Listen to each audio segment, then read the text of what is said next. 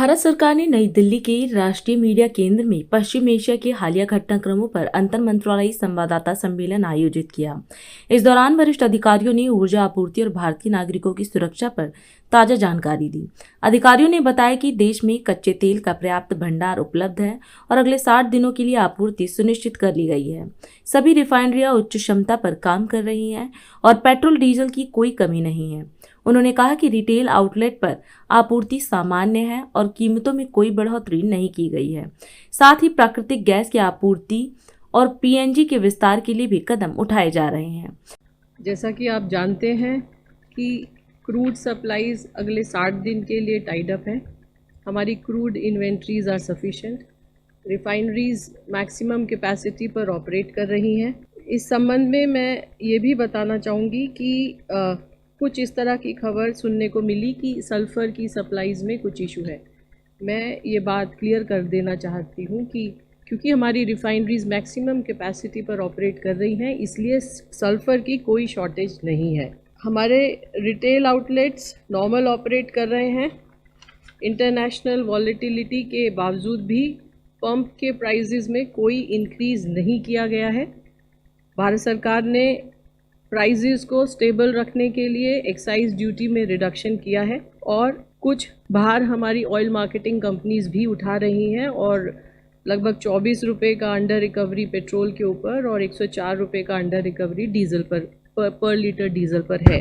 इसके अलावा natural gas की सप्लाई डोमेस्टिक कंज्यूमर्स को 100% एश्योर्ड है और जैसा कि मैं आपको बताती आ रही हूँ कि भारत सरकार ने पीएनजी के एक्सपेंशन के लिए कई सारे कदम उठाए हैं। ये इसलिए भी ज़रूरी है कि इससे हमारे एलपीजी के ऊपर जो प्रेशर है वो ईज़ आउट होगा। इसी क्रम में आपको मैं याद दिलाना चाहूँगी कि भारत सरकार ने एक ऑर्डर इशू किया था और जिसमें ये कहा था कि 10% एडिशनल कमर्शियल एलपीजी दी जाएगी अगर state government ease of doing business के द्वारा पीएनजी एक्सपेंशन को प्रमोट करेंगे। इस संबंध में मैं ये बताना चाहूँगी कि लगभग 8 स्टेट्स और 8 स्टेट्स को एडिशनल एलोकेशन दिया जा रहा है और 3 स्टेट से एप्लीकेशन आया है जो अंडर कंसिडरेशन है। पिछले एक माह में लगभग 3,33,000 पीएनजी कनेक्शंस दिए गए हैं, उनको गैस सप्लाई की गई है। इसके अलावा 2,90,000 नए कनेक्शन भी दिए गए हैं और 3,61,000 के आसपास न्यू रजिस्ट्रेशन भी प्राप्त हुए हैं। एलपीजी के सप्लाई के संबंध में मैं ये बताना चाहूँगी कि पेट्रोल और डीजल की तरह ही इंटरनेशनल वॉलेटिलिटी के बावजूद प्राइसेस आर स्टेबल। कोई एलपीजी घरेलू सिलेंडर के दाम में कोई इंक्रीज़ नहीं किया गया है। किसी भी डिस्ट्रीब्यूटर पर ड्राई आउट नहीं है और सभी डिस्ट्रीब्यूटर्स के पास पर्याप्त एलपीजी उपलब्ध है। लगभग 95% रिफिल बुकिंग ऑनलाइन प्राप्त हो रही है और लगभग 85% डिलीवरी ऑथेंटिकेशन कोड के द्वारा दी जा रही है।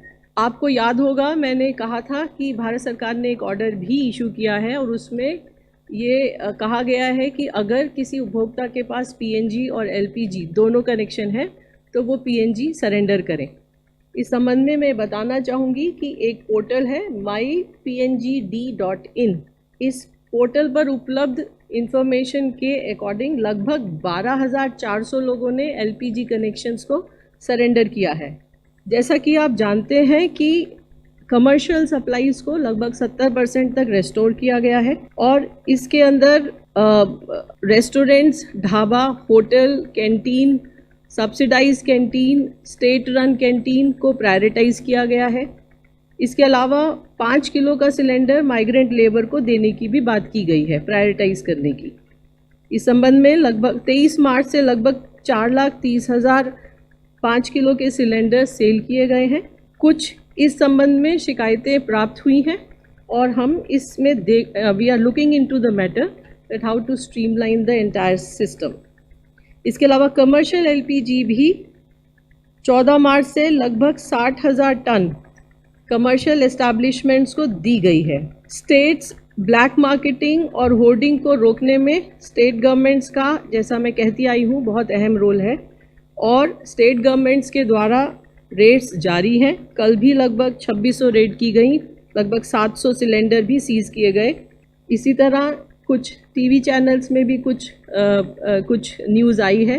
They are all under investigation and actions will be taken as per the investigation report. आज हम इस कार्यक्रम में आपसे विदा लेते हैं। आप अन्य खबरों के लिए बने रहे। राष्ट्र सर्वप्रथम, वंदे मातरम, जाग उठा है भारत। राष्ट्र